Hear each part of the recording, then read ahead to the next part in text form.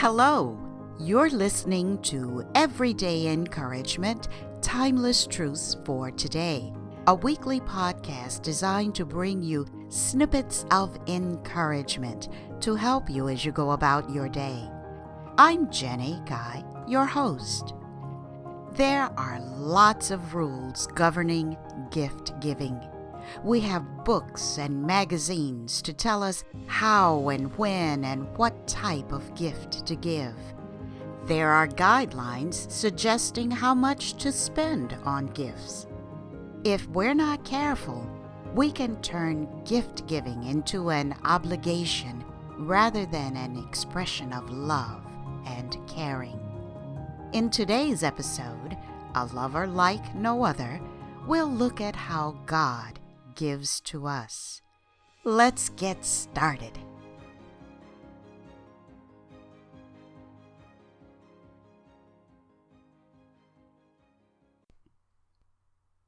I'm referring to God in today's title when I say, A Lover Like No Other. I admit that the title seems somewhat flippant. In fact, I hesitated using it because at first I felt that I was being disrespectful or cavalier in referring to God like that. But the more I thought about the phrase, I realized that it is indeed accurate, for God truly does love us like no one else can or ever will. That fact alone puts him all by himself in the category of being a lover like no other. A lover, that is, someone who loves, gives. We give gifts for lots of reasons. We give to mark milestones, commemorate significant achievements, and celebrate special occasions.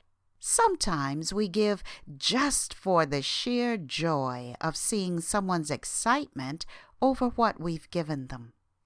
But other times, many times, our reasons for giving are complex and murky.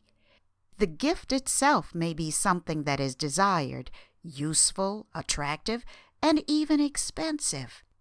But what are the reasons that gift covers up? Let's look at some of the motivations that can prompt our gift giving. Sometimes we give selfishly because we want the recipient to be obligated to us in some way.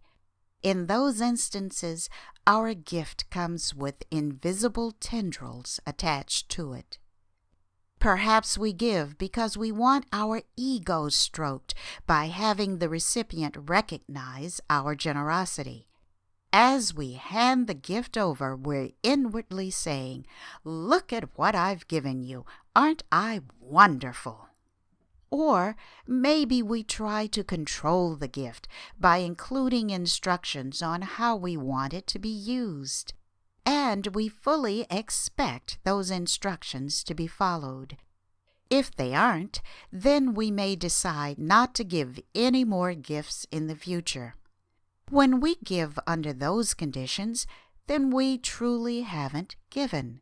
Instead, we've set up a stewardship situation. Stewardship is fine.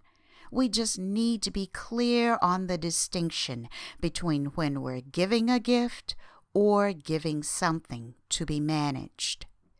Then there are those times when guilt or pressure or feelings of indebtedness drive our giving.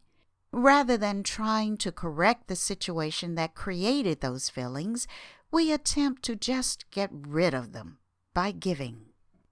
How about when we swap or trade gifts? Usually that happens on fun-filled occasions. But if we're not mindful of our motives, gift swapping can easily and quickly wander into the gray area of bribery. If you'll do that, I'll give you this.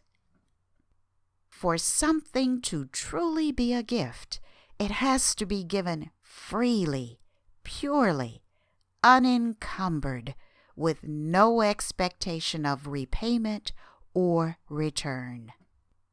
That describes God's giving, which is plain and straightforward. His gifts are without strings or requirements. They aren't prompted by ego or the need to be recognized.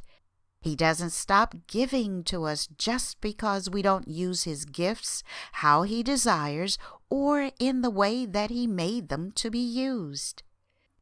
God gives to us freely, with no expectation of return or repayment. God gives to us because He loves us.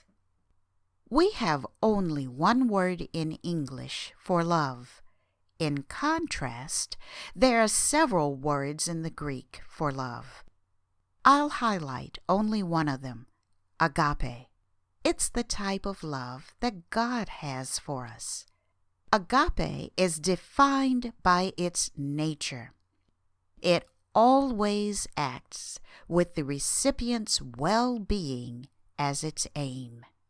In other words, one who is motivated by agape doesn't necessarily give what the recipient wants.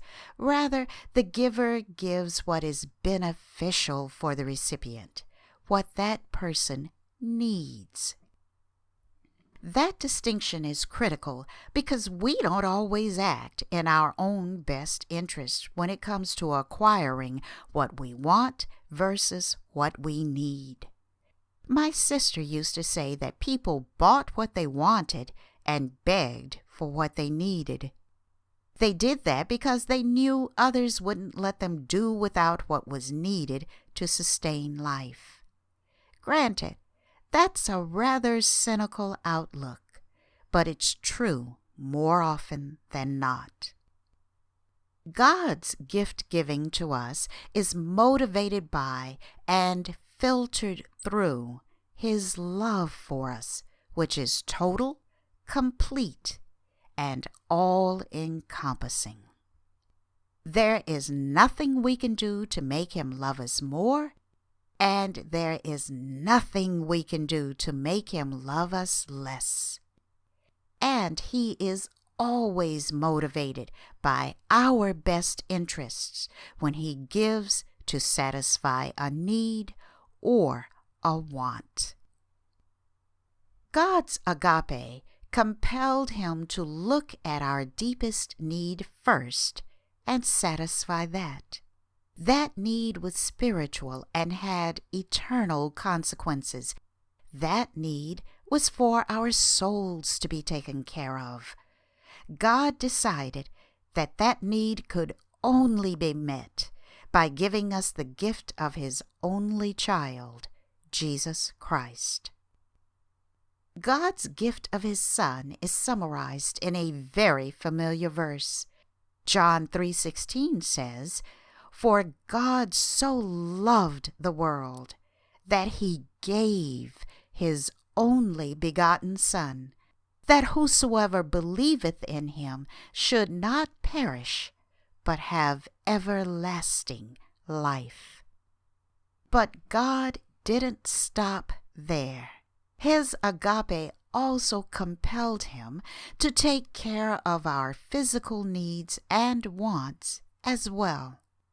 The 8th chapter of Romans, verse 32 says, "He that spared not His own Son, but delivered Him up for us all, how shall He not with Him also freely give us all things?" This verse isn't giving us permission to view God as a giant wish fulfillment machine in the sky. Rather, it's saying that as we get to know Jesus Christ, and through Him, God the Father, then our material needs and possessions will take their proper place in our lives. In other words, things won't rule us. We will rule things. Finally, God's agape allows us to freely receive what He gives us. We can receive without feeling restricted or controlled. We can receive without shame or embarrassment. We can receive without fearing that we're taking too much or being too needy. We can receive without worrying about how we're going to pay God back. God's agape love makes it possible for us to receive gladly and joyfully. Since we can't give to God like He gives to us, how can we acknowledge and thank Him for His gifts of eternal life through His Son, as well as His daily gifts of provision, protection, and guidance? Well, we can show God our gratitude by giving freely of ourselves to love and help others. Our giving can take many forms. We can give our time or resources or talents when we know that our gift will help ease a burden. We can give our companionship when just being nearby brings comfort. We can give a smile to someone, simply acknowledging their presence and worth as a human being. I'm sure you can think of many other ways in which you can show agape love by giving. So, in closing, I encourage you to receive and experience God's love through His gifts to you. And if you want to love Him back, then freely give to others.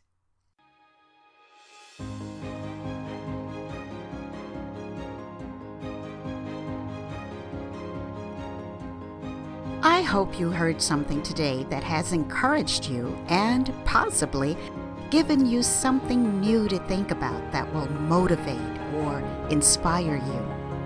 If you would like a PDF copy of the show notes for this episode of Everyday Encouragement, Timeless Truths for Today, visit my website at jguypublisher.com. New episodes are published each week on Wednesday.